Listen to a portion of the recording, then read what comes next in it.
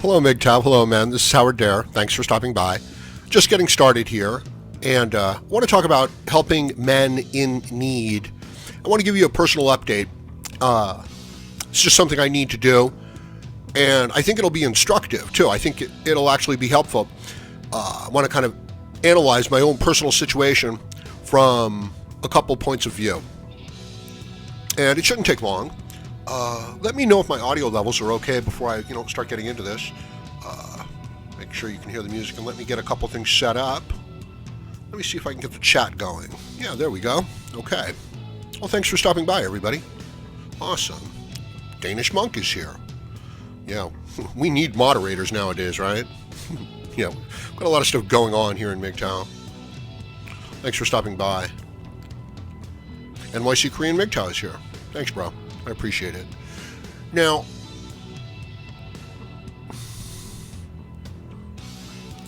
some of you may know my personal situation, okay? I was helping out. I had a roommate back in August, an elderly man. He was a roommate, paid the rent, paid the bills. I helped him out. He helped me out. And he'd been here for about 5 years or so. And he had retired. And the situation was that he wasn't really taking good care of himself. And there was only so much help that I could, help another man out with. Like I could bring him some food and things like that. But I couldn't monitor his medications and, really watch his diet very closely. And, he had in his older age, he was a good guy. He was. He didn't take drugs or, he wasn't a bad guy or abusive or unkind, but he was kind of lazy. And not like he wouldn't go to work. He would go to work, but he wouldn't really take care of himself. And so his condition just kept getting worse and worse. And it was really, I resented, taking care of him because he wouldn't even clean up around himself. So dishes would pile up and garbage would pile up. Very difficult person, to interact with on a regular basis. And I've spoken about this.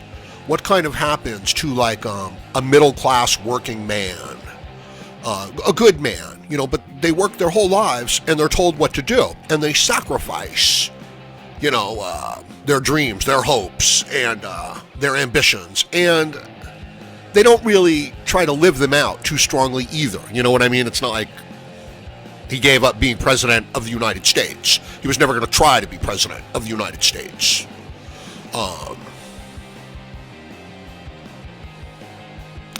The male wants to sacrifice. He wants to kind of fall into this mindless, sacrificial set of behavior with the idea that, I gave everything to the company, now they have to take care of me. And I'm sorry. Or I gave everything to the army, and now they have to take care of me. And the answer is no, they don't. I gave everything to the woman, into the relationship, into the marriage, into the kids, and now they don't even like me. That's right. So the man wants to go into that sacrificial mode.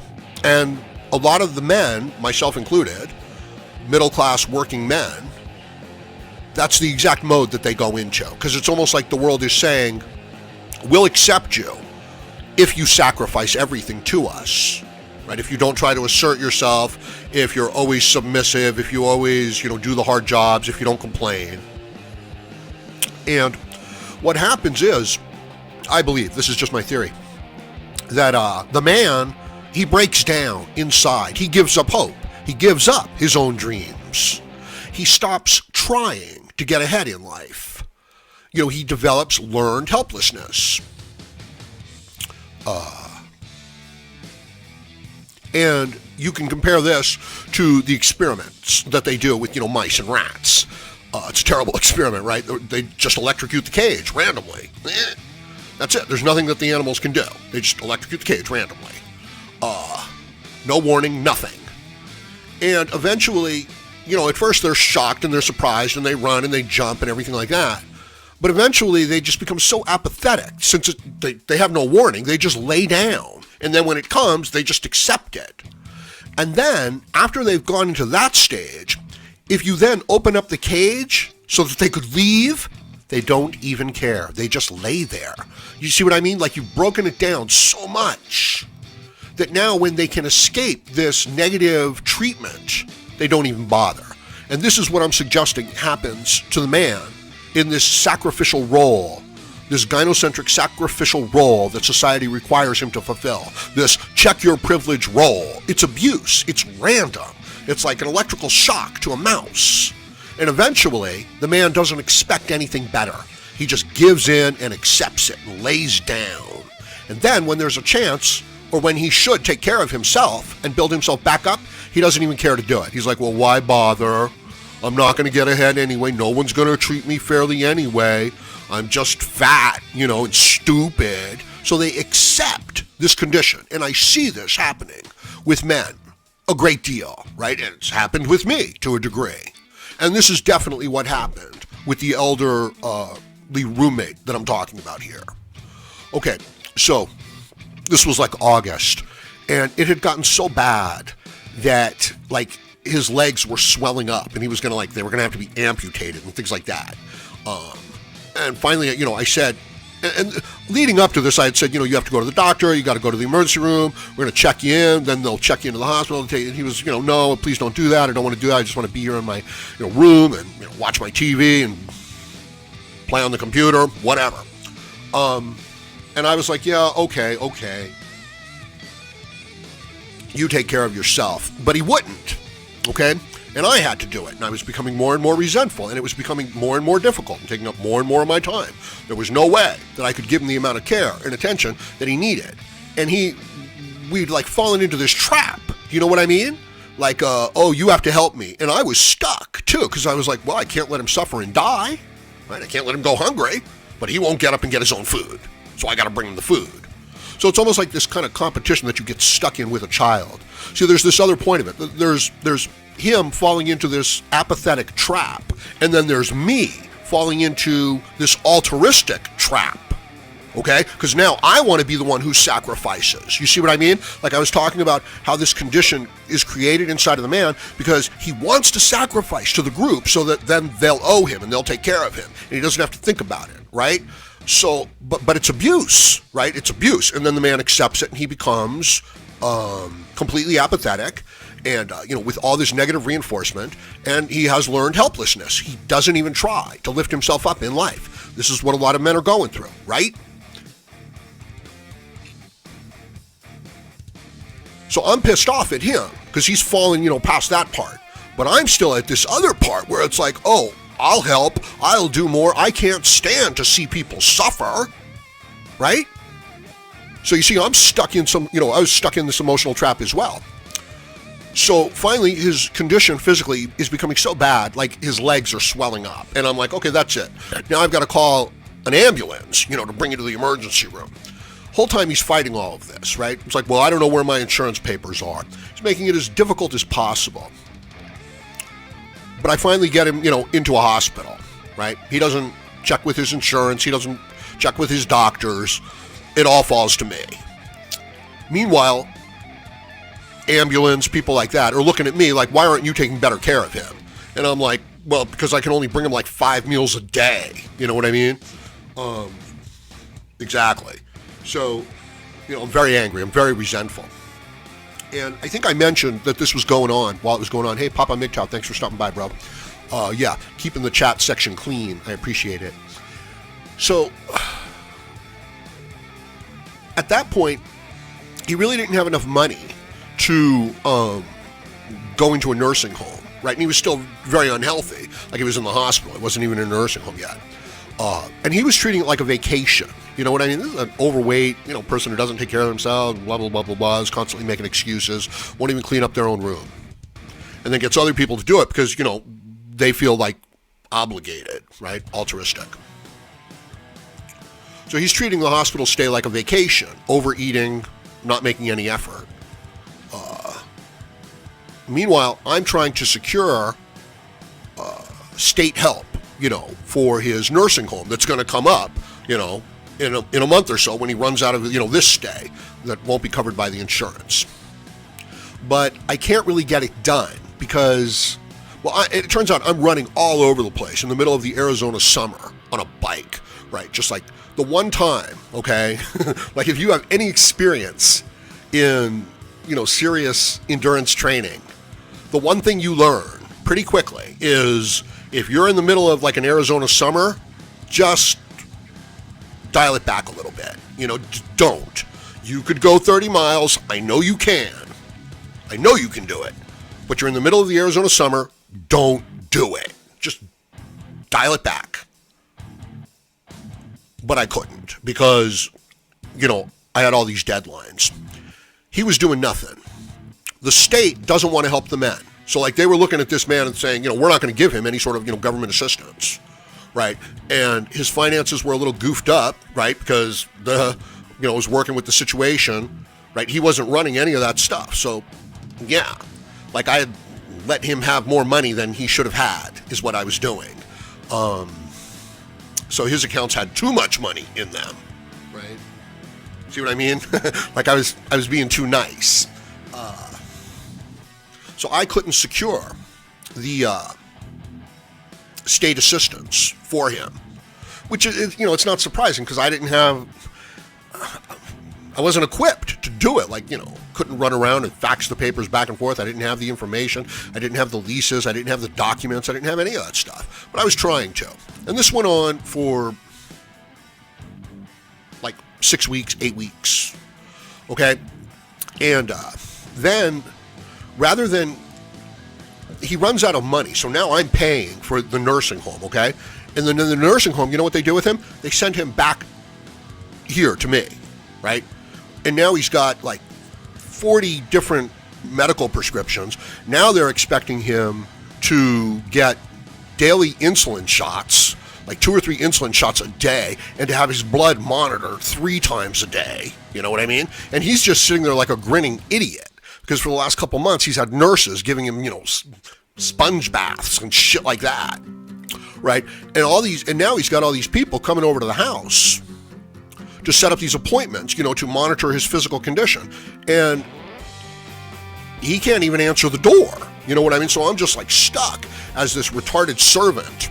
And I've got all these people, government workers, coming into my house acting like I need to be taking better care of this, ungrateful fat guy. And they're not in good shape either. You know what I mean? These are people coming in to discuss health and they're not healthy. And I'm like 50 plus years old and I'm like running around like unbelievably. You know what I mean? I'm like working 18 hours a day.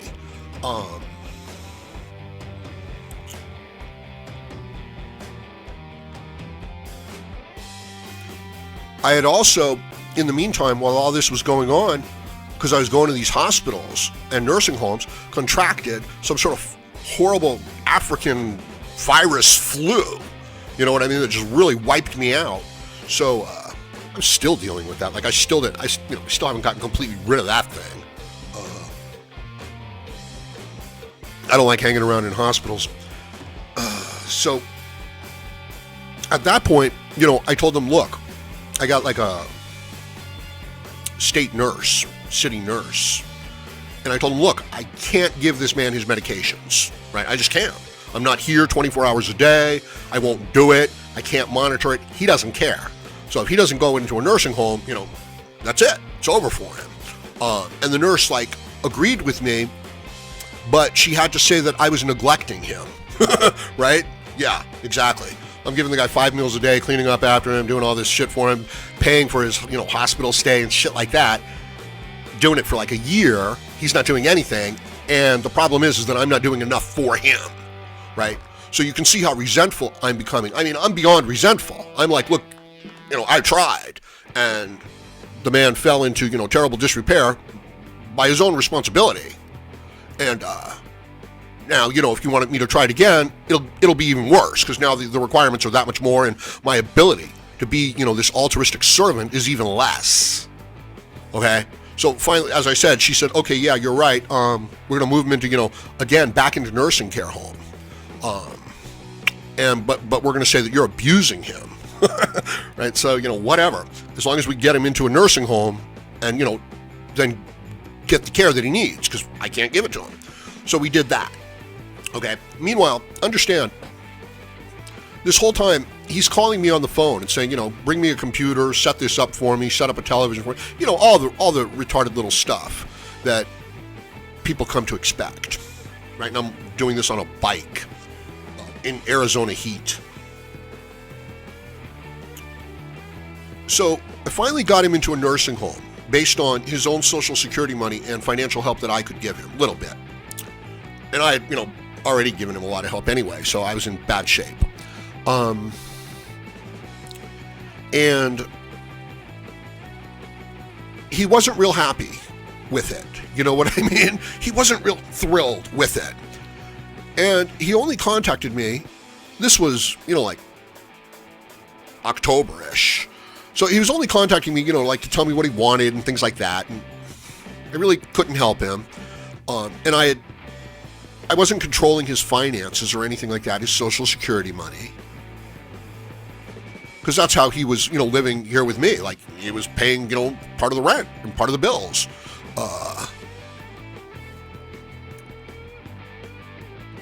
So by this time, I'm like, you need to take over your own finances.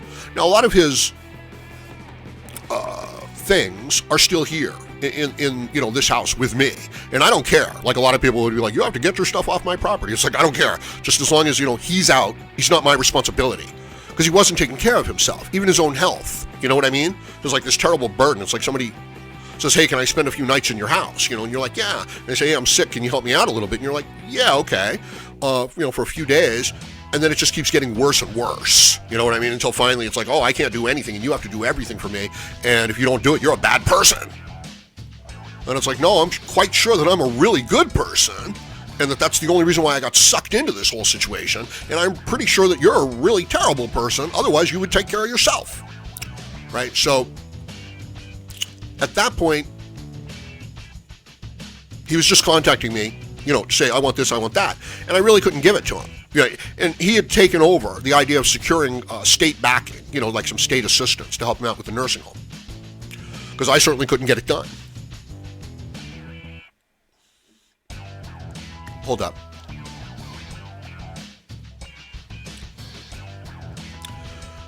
And then, October, November, he tells me that he doesn't like it in the nursing home that he's in. Okay? This is the only nursing home that I could find that would take care of him with all the care that he needed for his Social Security money, essentially. Because he hadn't yet secured the state funding that I couldn't get and that hopefully he was going to get because he said that, they were working with him. And, I felt kind of sorry for the people that were going to be working with him. Because I knew that he would just, pass over too much responsibility to them. That would be the game. That he would use like this, kind of human sympathy and obligation to him. And I understand, because he's got learned helplessness.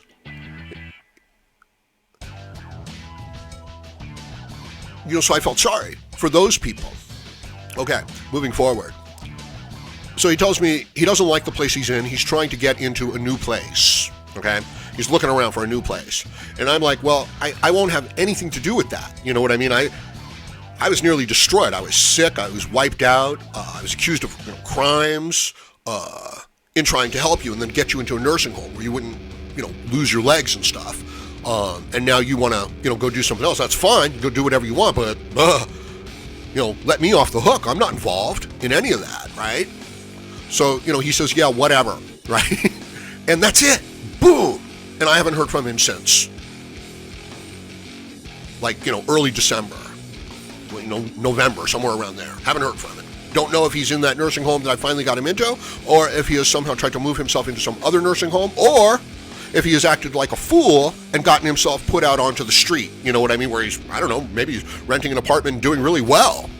Maybe, I don't know. But he's certainly not contacting me to kind of like just give me a friendly update. You see what I mean? So he was willing to use my obligation to being a decent guy to look after him and to take care of him. But he wouldn't even give me a phone call just to put me at ease. You know what I mean? So like when I had to act like I'm not going to take care of you. See, the reason why this is important, for two reasons, right? Because we men we fall into this idea of, I'm going to sacrifice myself to the group. I'm going to commit myself, to the company, to the core, to the marriage. And as a result, when I come on hard times, I'm just going to, rely on them. And this process is so difficult and requires so much sacrifice that it's abusive, and the man becomes like this. He develops learned helplessness, so that when he won't take responsibility for himself. Do you see what I mean? That's what it is. They don't want to take the responsibility, and they want to cloak it in this noble act of, I'm giving everything over to the group. But it's really not even a great effort on their part. It's a mediocre effort. It has been on my part when I did it that way. So there's that aspect of it. The first stage. And then there's the second stage of that learned helplessness. Socialism, collectivism, I'm part of the group. You have to take care of me. And they don't have the virtue, like they wouldn't take care of somebody else, yet they're asking somebody else to take care of them. You see what I'm saying? So that's the trap that I was stuck in. Now, I want to help people. It's kind of like built in. I don't like to see people suffer, generally. But what about when the person isn't being responsible for themselves? What could I do? Hey, NYC. Whiskey, Stills, and Tumbleweeds is here, everybody. Check out his channel. He's doing some really good stuff. He's like reformulating the MGTOW monk situation, which can only get better. MGTOW Mindframe is here. Thanks for stopping by. MGTOW Mindframe, JB Gunner. Thank you, sir. I hope everything's going okay out there on the trail. Should definitely, share those links, and you guys, check out JB's videos and JB's channels, because there's nothing quite like it. A man out there on the Appalachian Trail, live, real time, discussing the situation. It's badass. It really is. So it's pretty cool. Oh, you know what I should do? I think I'm dominating too much. There you go. Excuse me. Put it over there. So I hope the audio levels are okay. I hope the music is okay. Now look, the reason why I needed to talk about this, it's like, why is Howard Deere talking about this? I'm uncomfortable. It's an important issue for me to get off my chest, okay? It's got me blocked up. It really does, emotionally. I haven't been able to unentangle myself from this. I mean, as a man, we are strong. Physically, we are fearless. We'll go into the fire. We'll go into the pits of hell, right? And we'll just walk through and be like, yeah, it's another fucking walk in the park. No big deal. We'll do that as men. But then what if a child, like a little girl, looks at us and says, you're a bad man. I hate you, Howard Deere. And it's like, damn, that'll stick in my heart. That'll stick in my mind for a long time in a weird kind of way. I could be out there on the trail months later and be like, it's like, I don't care, right? I'm not bothered by things like that. I don't think about things like that. And it's like, yeah, well, another part of me does. It's like, that was unfair. Why did she say that to me? Why did she make me feel that way? Well, she didn't make me feel that way. Why did she feel that way about me? So we have these feelings, right? So that's the situation that I was trapped in. And I'm still kind of trapped in it. I don't know. I don't know if he's okay, right? Part of me says, well, good. I mean, I'm not supposed to care. You see what I mean? See, a part of me was conditioned to care. That's why I gave him all the help that I did. But now that he doesn't think like he can get anything meaningful from me, he doesn't care at all. And that connection that I had, that bond that was binding me, he didn't care about that ever at all. You know what I mean? So it's like, damn, what an idiot I was. And it feels kind of like the whole situation that a man goes through with the woman. Right? It's like when you're no longer of value to the person who's been sacrificing, the women trick the men into sacrificing for the women and giving over the resources. But the women don't really care about the men. Okay? And the men, we here in MGTOW, we come to this realization. So it's not just, oh, they don't care about you. It's not just, I was a simp. It's that I was a simp, and I know I was a simp. And they still don't care about me. And I'm hurt about that. I'm angry about that. I can't get through that. Okay, so yeah, that's kind of how I feel about this other situation. You know what I mean? I don't know. I'm unable to get through it. So since August, right, I've had this emotional loop that I can't get out of. So for all the videos, and I know that some of you recognized it. I know that most of you recognized it, and just didn't say anything about it. And the smarter and the more capable you are, I'll bet the easier it was to recognize. So that's what I've been going through. And it's this terrible situation because I have to make myself not care. Do you see what I mean? Like, it was the caring and the empathy and the compassion that got me to sacrifice and go through all that hell to help him. But now that he doesn't want anything from me,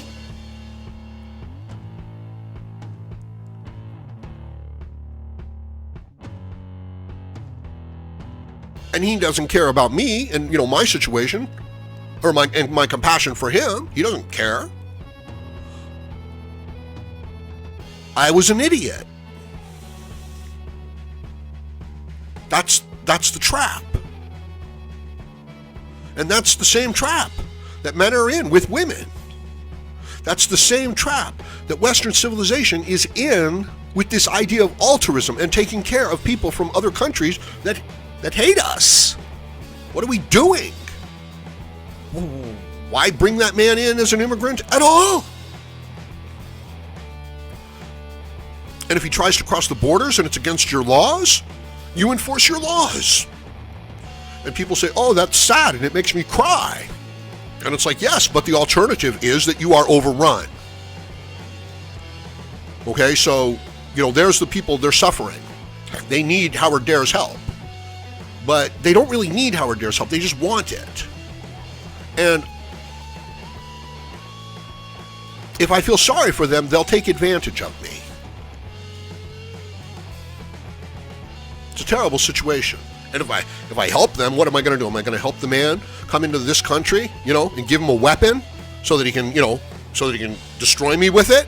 That's exactly what's happening. Right? You're going to help a man who won't help himself to the point where you are destroyed? That's what they'll do to you. You're going to chase after a woman because you love her and you'll do anything for her when she doesn't care about you at all, and she will lie about you to the courts just to see you destroyed and to take what's yours. So while she's doing that, are you still able to love her? Do you know what I mean? And when it gets to the point where she is destroying you and you're like, look, I just want to make it out of this alive. Okay, and you say, I won't do anything more for you. And she says, you're a bad man. You don't really love me. Do you see now? You're like, wow, I, gave up 10 years trying to prove, that I loved the woman until it nearly killed me. And then when I went to separate from that,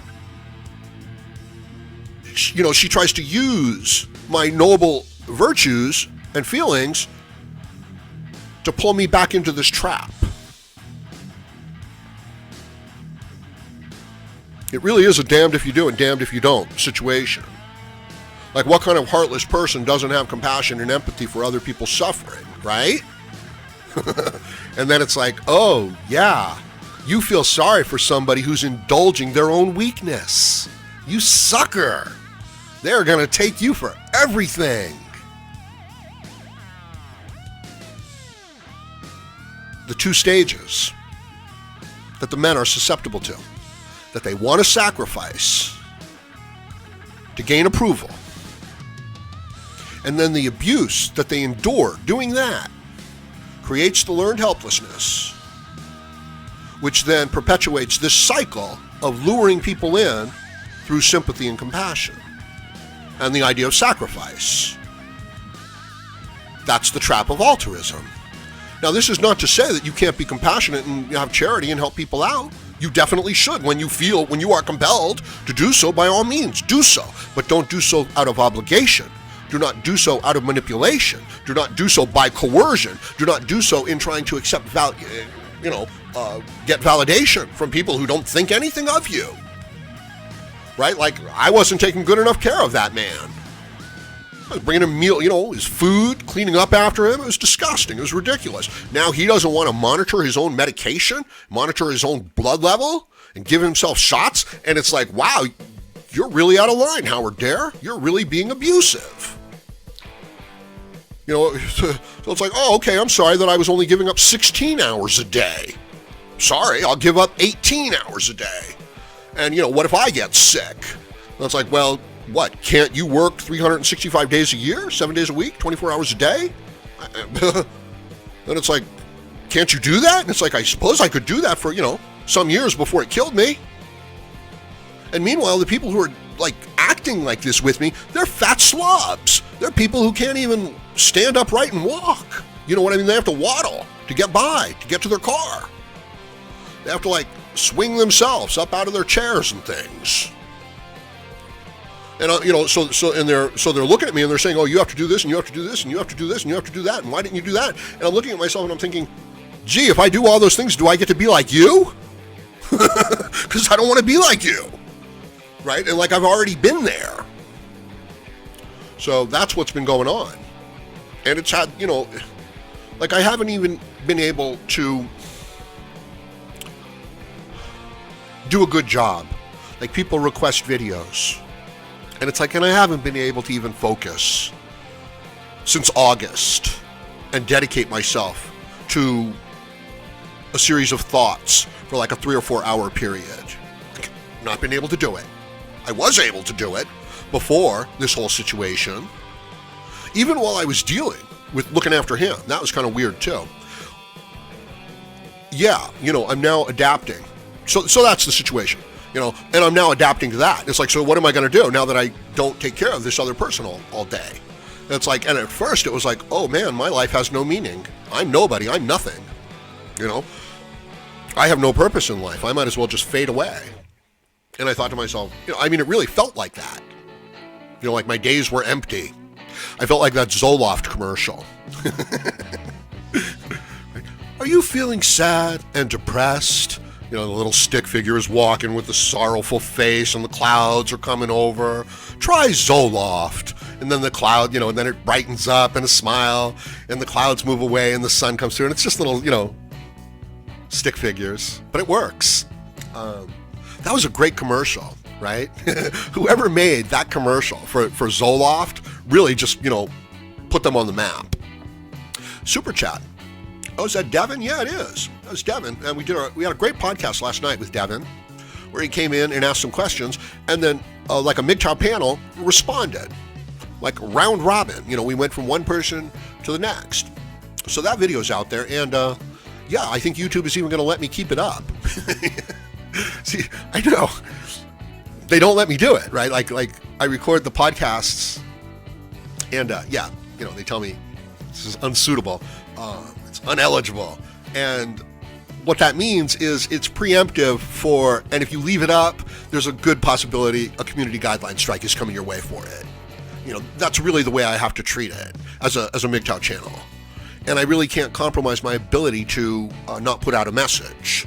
It would just be foolish for me to get all angry and start screaming and to lose my temper and to say a bunch of foolish things and then to get a community guideline strike.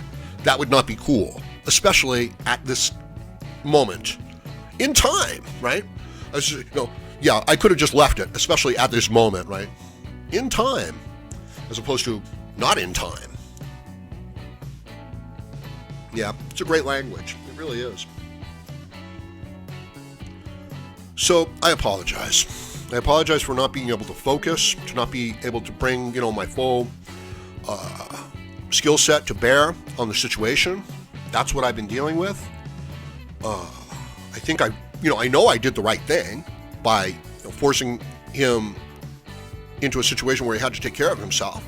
I could not continue to take care of him, just as you cannot continue to take care of your elderly parents or, a friend that won't take responsibility. You can't do it. And the longer you try to do this, the longer that you allow yourself to be in this altruistic trap for people who don't really have your interests, in mind, and they're actually exploiting your virtue, or you're letting them do it, right? Because you want to be the good man. You want to do the sacrificial thing because you were raised to do that. And then, they'll they'll treat you in kind and reward you, but they won't, and they can't, and they're not planning on it. So they're just playing the good man, you know. It's like it's like not getting paid, right? So there you go.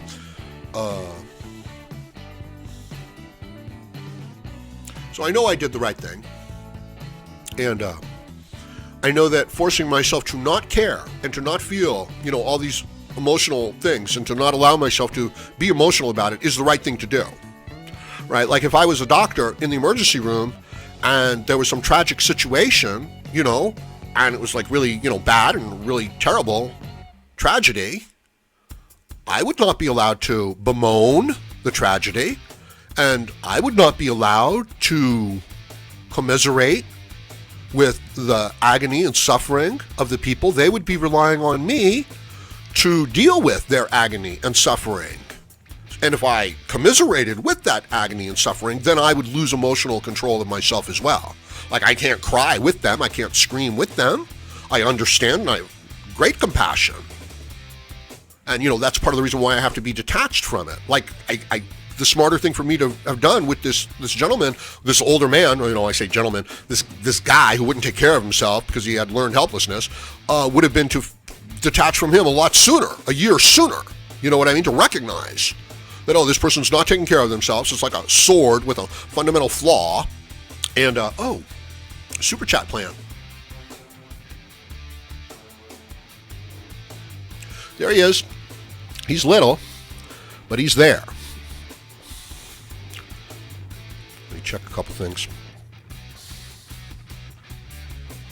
Thanks for stopping by, everybody. I appreciate it.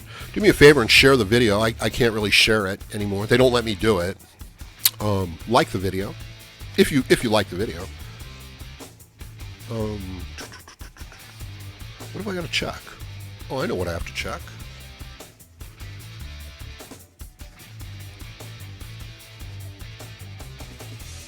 Sorry, people. I need my live dashboard. 77 people watching. Awesome. It's unannounced. Yeah, I figured I better come on a little early, right? Because I don't want to be competing with the State of the Union, President Trump. Okay, here I am. Over on my, okay, there you go. Devin, thanks for helping out, Devin. I appreciate it. You're a good man for supporting MGTOW, for supporting the Howard Dare channel. I think you've got a very bright future in front of you, too. Don't worry too much about what other people think. Find your own way and go your own way and believe in yourself. And don't let other people undermine you and undercut you. Don't get sucked into taking care of other people like what I'm talking about right here in this podcast. You know what I mean? This is what elderly parents do, right, to their children. No, that's not the right thing to do. You've got to push your children out into the world. They're not there to take care of you in your old age, right? It's like this cycle of sacrifice. Did you ever see Night Gallery, with Rod Sterling, submitted for your approval? I loved that show. I loved that guy. I really did. Twilight Zone. He wrote all that stuff. He was really productive in television for like 15 or 20 years. And he just wrote a whole bunch, but he wasn't like a really accomplished author or anything like that, but he was a great television writer and he was a great author. So it was an interesting situation with him. Did you ever see the episode The Sin Eater? Okay. This was a Night Gallery episode. And the Sin Eater is, he eats sins, like it's medieval times, and he goes around to people before they die, or right after they've died. He goes to the family, and they prepare a meal for him, and he eats the meal, and it is symbolic of that person's sins in life. And therefore, they get to go to the afterlife, clear, heaven. And he is the Sin Eater, and that's what he does. And he brings his son with him, throughout his journeys, because no doubt, his son is going to take over for him one day, because that's the way it was back in the medieval times. And sure enough, the Sin Eater passes away one night, and the son, everybody's upset about it. And the son is going to go out and, do the rounds. that, his father used to do, that his father had been bringing him on. But his mother takes him aside and says, listen, for every place you go to, steal away some of the food, put it aside, and, bring it back to me. Don't eat it all. And just do that for me. And he does. And I guess, he does it for a long time, for a few days. And then he comes back, and he's handing over more of this, extra food. And he says, what's all this extra food for? And she says, well, you're the sin eater. And he says, yeah. And he says, well, you have to eat your father's sins. And he says, but my father ate all the sins of all the people in the village for years and years. Right? And she's like, yeah, that's right. And, she leads him into the room, and, it's a giant banquet table, right? Because he has more sins than anybody. And, the father's corpse is laid out, and now the boy has to get down to eating all that food, to eat his father's sins, to eat the sins of the sin eater. So, there you go. That's the cycle that we're in. The men, become these sacrificial animals to be accepted into the group. As a result, they become sick. They can't even help themselves. They become learned helplessness. They won't take care of themselves. This is the state that most men are in. And then they lure other people in through guilt to taking care of them. Now, some people might listen to this and say, Howard Dare, you're a horrible human being. You have no compassion. You should take on the sins of other people. Right? Because that's kind of what we're doing. Like when we're helping out that really lazy person, we're like taking their sins on ourselves. When we help out that really stupid person, now, some of you are hearing this, and like I say, it's like, wow, you have no compassion, Howard Dare. But this is the rock in the hard place that I'm stuck between. If I have the compassion, then I get trapped in. If I reject the feelings of empathy and compassion, then I can make the rational decision. And I don't know the person that I'm dealing with if they would sacrifice for someone else. And maybe they did sacrifice. You know what I mean? So maybe a guy who could never be more than a low-level worker sacrificed everything. And now he wants to be taken care of for the rest of his life. Well, that's not the same as a guy who could have been a brain surgeon who sacrificed everything. In other words, he was very quick to sacrifice everything because it was never going to amount to much. So, really harsh, really difficult decisions. Very curious what you guys think about all that too.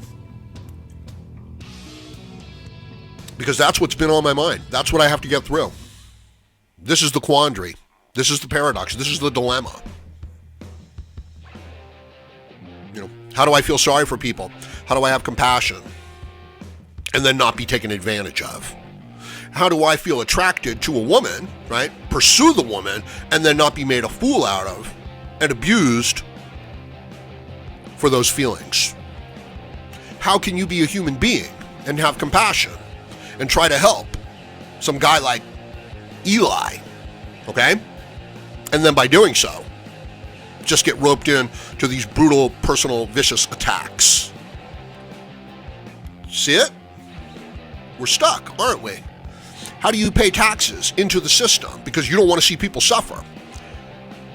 And then they take those tax dollars and they bring in fighting-aged men from countries that have values that are antithetical to your own. Aha, gotcha, sucker. You felt sorry for people. You didn't want to see people suffer. You felt affection and attraction towards the female. Ha-ha. Now you're done for, sucker. You didn't want to see that other man suffer, so you brought him some food. Well, now you're a slave for life. You saved his life, now you have to take care of him for the rest of your life and his life. And he's not going to do anything to take care of himself. And if you don't take care of him, they're going to come to you and they're going to say, what kind of a piece of shit are you? You only make him 5 meals a day? You only give him 16 hours a day? Well, that's not enough. He needs 20 hours a day. He needs 8 meals. He needs you to monitor his blood sugar. And if you don't do it, you're abusing him. So check your privilege. And if you don't hand over all your tax dollars, and if you don't give up your job, and if you don't worship the women, and when the women say the stupidest things in the world, if you don't say, wow, that's just brilliant, I agree with that completely.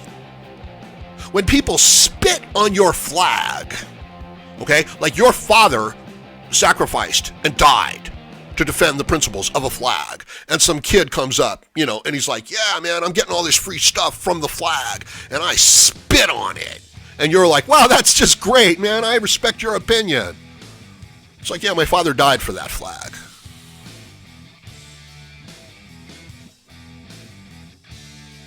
So I don't respect your opinion. You can't imagine what I want to do to you when you disrespect that flag. You can't imagine what I want to do to you. You can't imagine what I think should be done. Well, anyway, you know what I mean, right? So this is the trap we're stuck in. We are men with virtue and principles and character and empathy. And the people who are calling upon us for those qualities, they don't have those qualities. You are a slave. So we're slaves to our virtue, to our better natures, to people who do not have the better nature. That's the trap I'm stuck in. So let me know what you think about it. Let me know if you know of a way out of this trap for Howard Dare. Because I can't focus on my videos. I feel like a fool for, caring in the first place. I have to stop myself from caring in the second place. You see what I mean? Like I'm torn between these two aspects of my nature, and I can't really snuff it out. And so that's what's going on. That's I can feel the conflict within you, right? So there you go. That's what it is. Okay. So that's all I really wanted to say, everybody. And I'd be very grateful to hear what you guys have to say about it in the comments section. And I'm going to leave it at that. So please like, share, comment, subscribe, donate, and join me again, Howard Dare, as I plan to have more content for you. Thank you, everyone.